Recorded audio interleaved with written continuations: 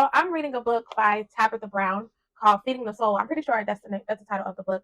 When I say reading, it's an audio book. I'm listening to it, and I have a system that I have with reading to because I wasn't reading for a while for leisure. I used to love reading as a kid, and then as an adult, I started reading like more self help and financial books, and then I started to feel like I was getting burnt out, so I just stopped reading altogether.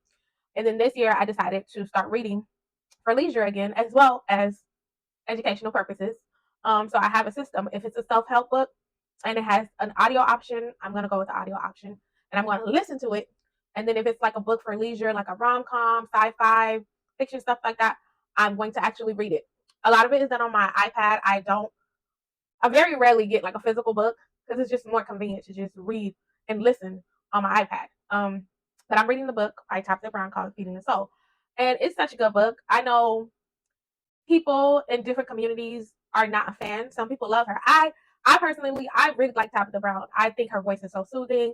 I always feel like I'm getting a word when she's speaking, which brings me to the reason I'm making this video. So, as a person who stopped going to church and fellowshipping in that way and being in a church building, I would say it's maybe been 15 years since I stopped going to church. Personal reasons.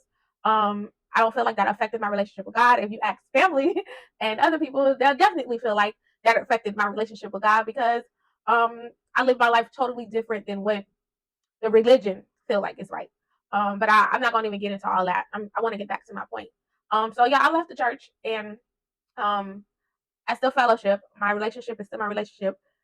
But yeah, so I was reading her book, and of course, like I said, like when I listen to Tabitha Brown, I feel like she always has a word in what she's saying, and I'm like 65% through the book, and it's really a good book. I didn't look up any reviews. I didn't.